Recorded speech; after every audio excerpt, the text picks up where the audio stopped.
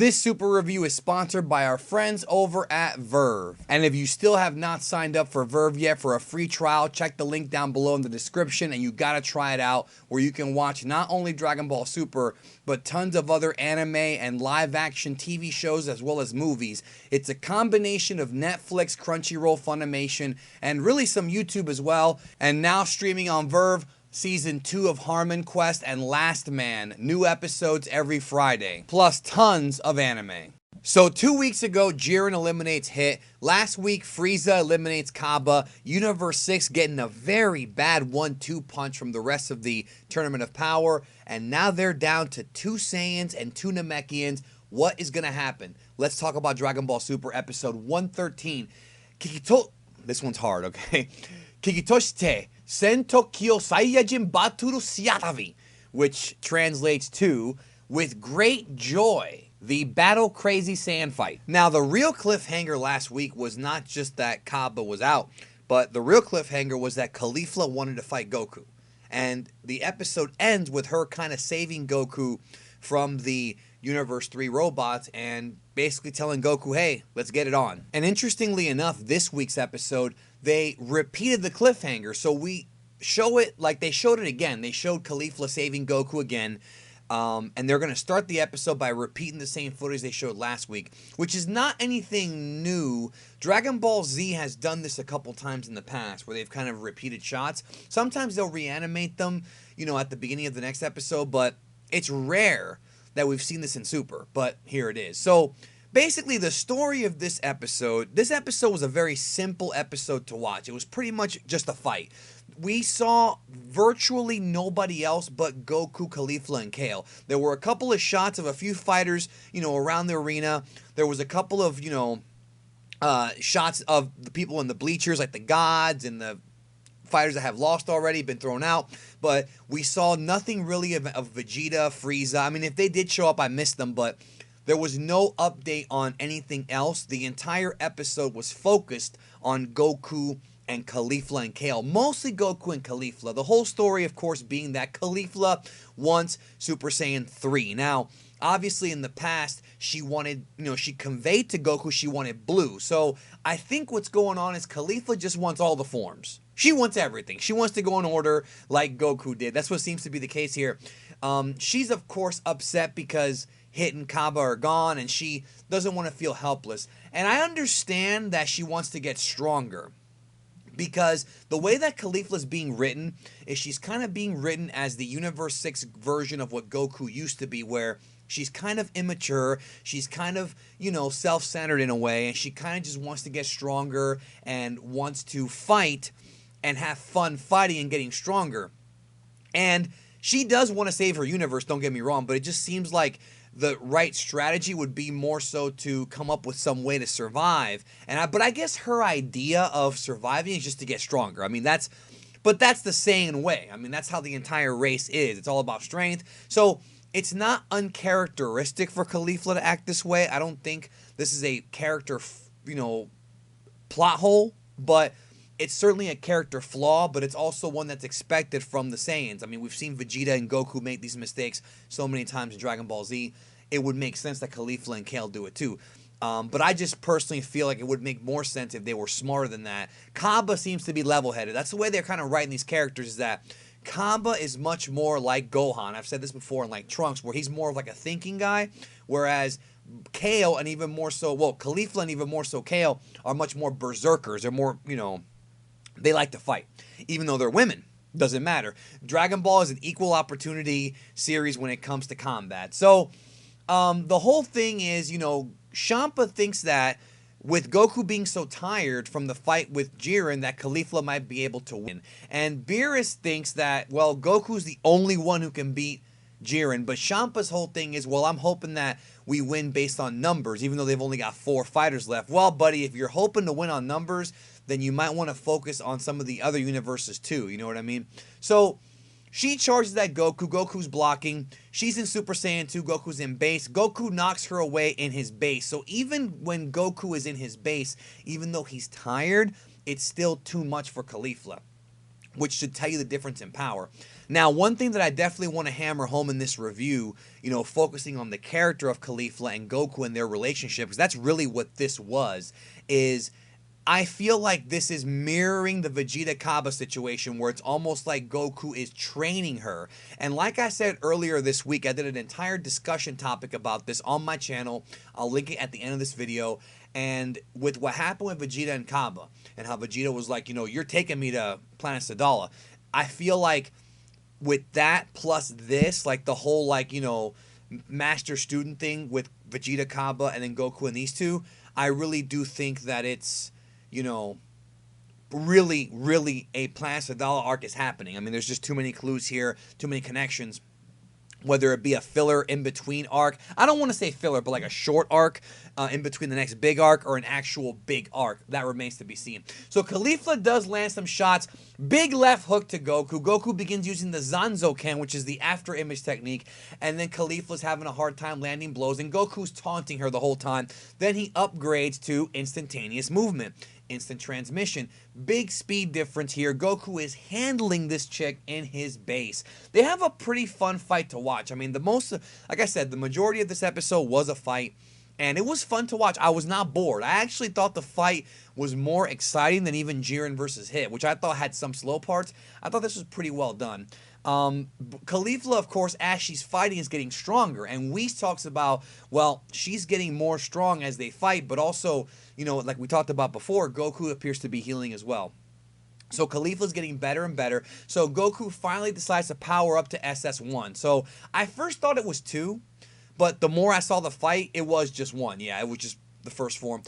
And like I said, Caulifla probably wants to learn all the forms. So Goku does better. We see a shot of Kale watching. He deflects some big ki blast. They keep fighting. Again, fun fight to watch. I was not bored. Caulifla going with some good body shots and ki blasts, really mixing up the offense here.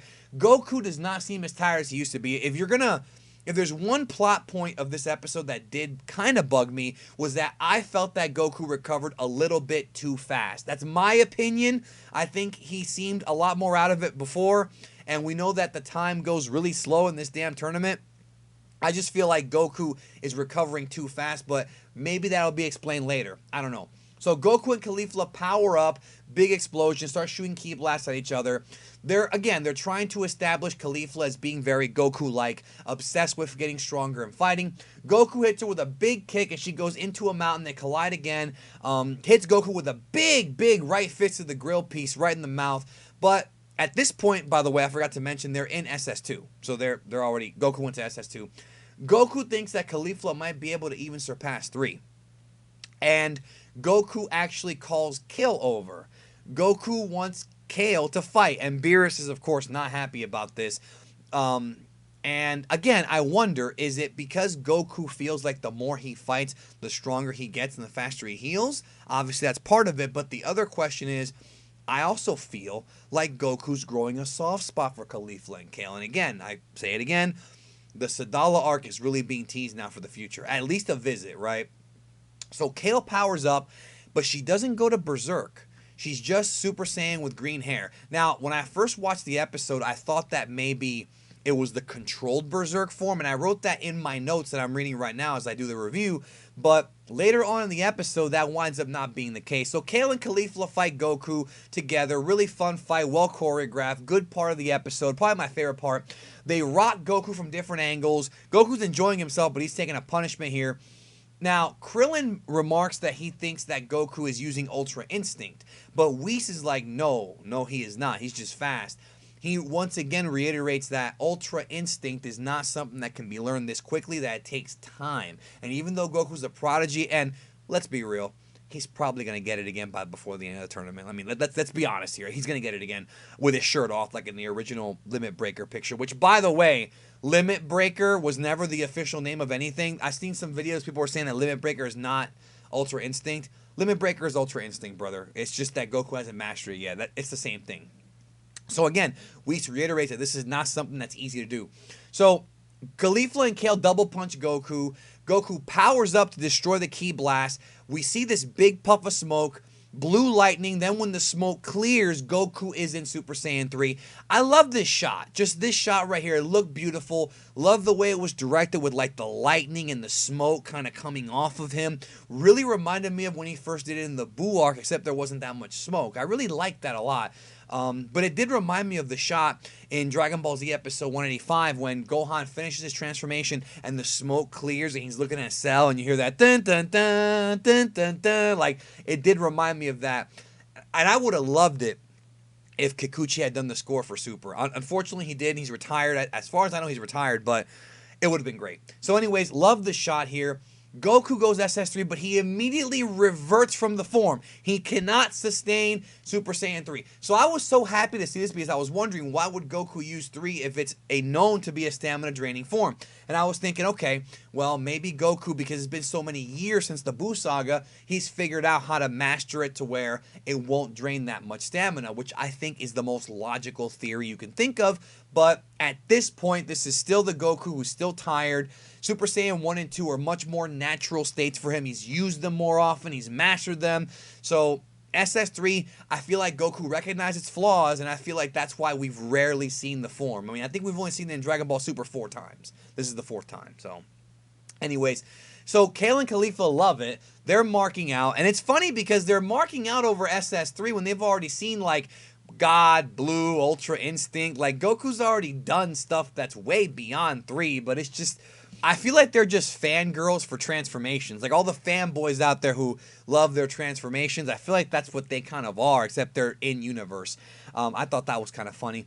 So then the episode cliffhanger ends with Kale powering up. She goes into her Berserk form. She goes Berserk, and as of right now, from what I'm seeing, this Berserk fake Broly form is her strongest form. So that's her highest power.